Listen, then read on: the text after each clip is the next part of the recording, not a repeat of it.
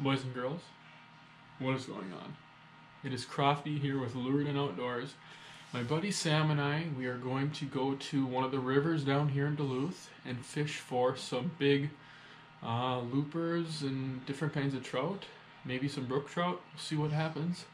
We're just about to head out. It's probably around 3:30ish. I'm going to put my waders on and get out there. Keep her tuned.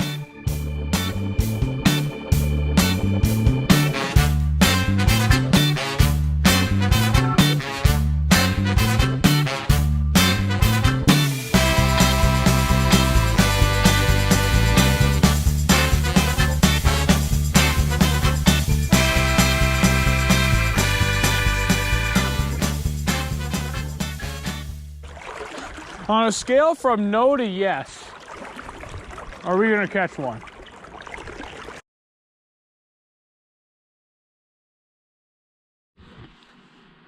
So as you can tell, we did not catch anything. Believe it or not, all of us here at Lured and Outdoors do have bad days of fishing. We don't always go out and kill them by any means. I mean, we're just regular fishermen, so we did not catch any today. So I'm trying to think of a way to salvage this video.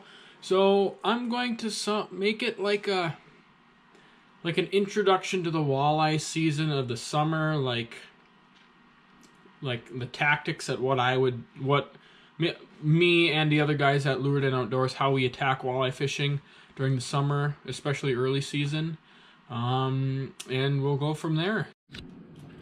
So depending on what time of day it is, what the temp is, what the conditions are outside, I'll usually start out with a Rapala of sorts. So this is a Berkeley cutter rip. It is a very, very fast action lure. It's actually a jerk bait, but you can troll it, and it actually has a very, very nice action.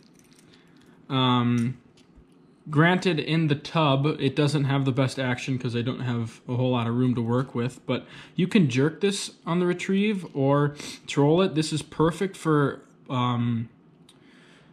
Pike Bay on Lake Vermilion to troll with. It's a bit bigger of a profile, where most people that troll that region use a Rapala, which is much smaller compared to this.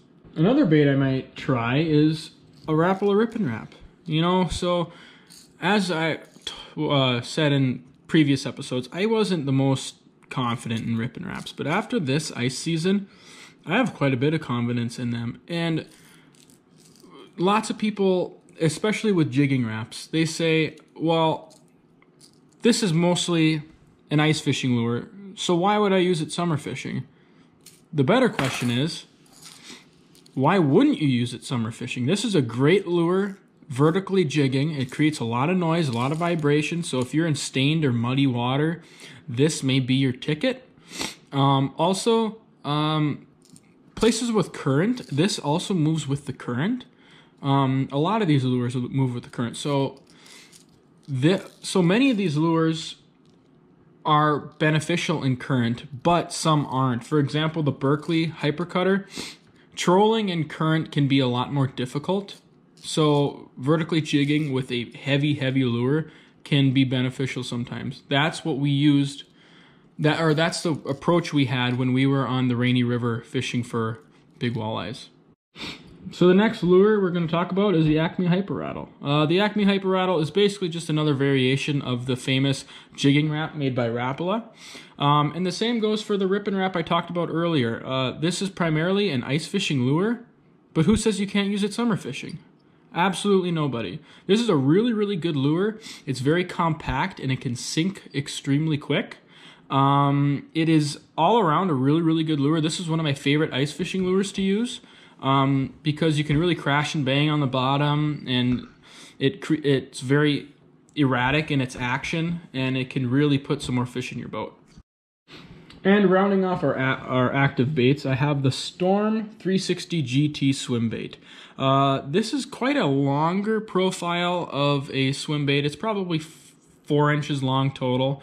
It has a really, really nice wobbling action with this paddle tail swim bait on the end, and a nice beefy hook, so you can really set into those fish. And this is a really good lure just to try to find if there's anything in the area. Lots of times when I'm fishing, say a new spot, I mean, sometimes I don't know what to throw, but this is always a really good choice. Lots of times if I don't have live bait, this is another really good choice to use in substitute of live bait. And all around, the Storm 360 G2 lure is just pretty reliable. It's a pretty nice lure. Okay guys, so the past 4 lures that I just reviewed are mostly for immediately when I get onto the water walleye fishing. So what about if I've been on the water for a little while and nothing's really happening, I can't really figure out these fish? The jig.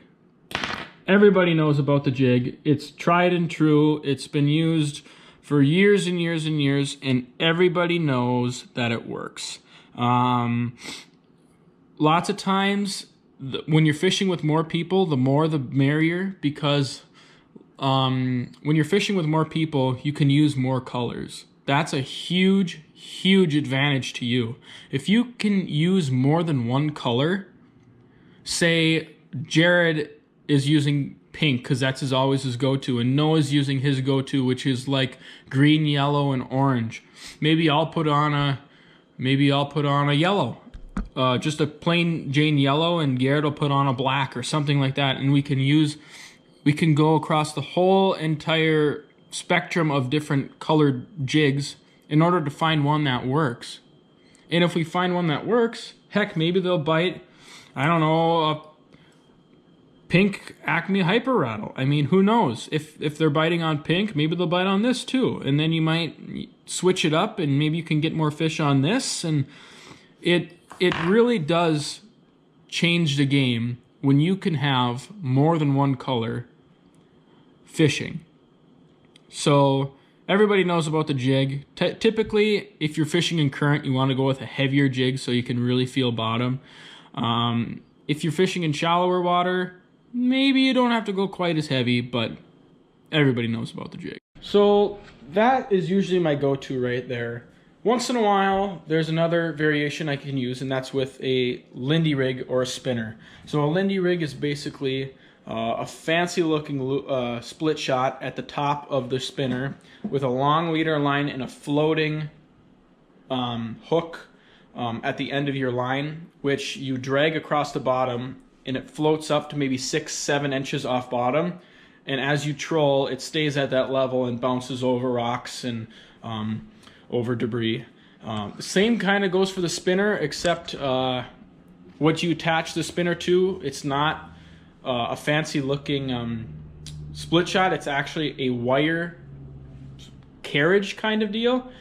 So you have a long wire that hangs down from your line, and from that wire is then attached the spinner. So the wire keeps the spinner off of the ground by usually like 6-8 inches, and then the spinner trails behind, and as you troll, that wire bounces up and down off of rocks and other debris.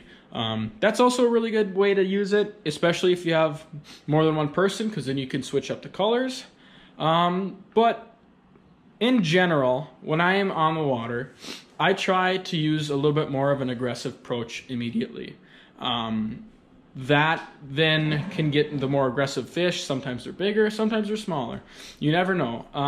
And when I use an aggressive lure is usually typically in the morning. Lots of times if it's darker water, I use a darker lure. Lots of people think that if you're in dark water, you have to have a chartreuse, super bright lure in order for the fish to see. That is false. When the fish is underwater, they see a silhouette. And when you have a bright, flashy color or a dark, dark black color, they're going to see that darker color much, much easier than they're going to see a big, bright chartreuse color.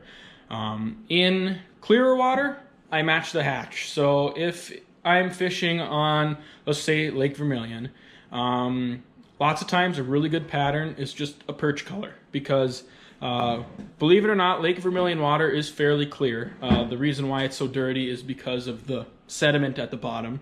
But anyways, Lake Vermilion water is pretty clean. So what I would go with is I would go with a perch of some kind.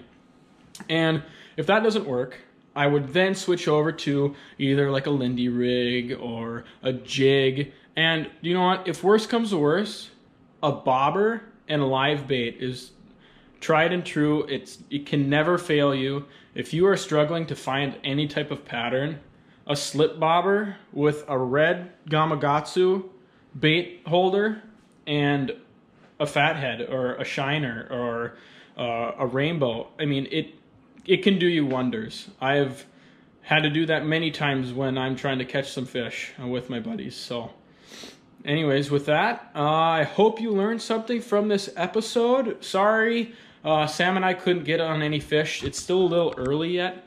Hopefully within the next couple weeks, we will get out there on some fish. Hopefully some loopers, hopefully some rainbow trout. Should get a video out on that sometime soon. So yeah, thanks for watching. Like and subscribe if you haven't. Turn on the notification bell, and we'll see you next time. Keep your tune.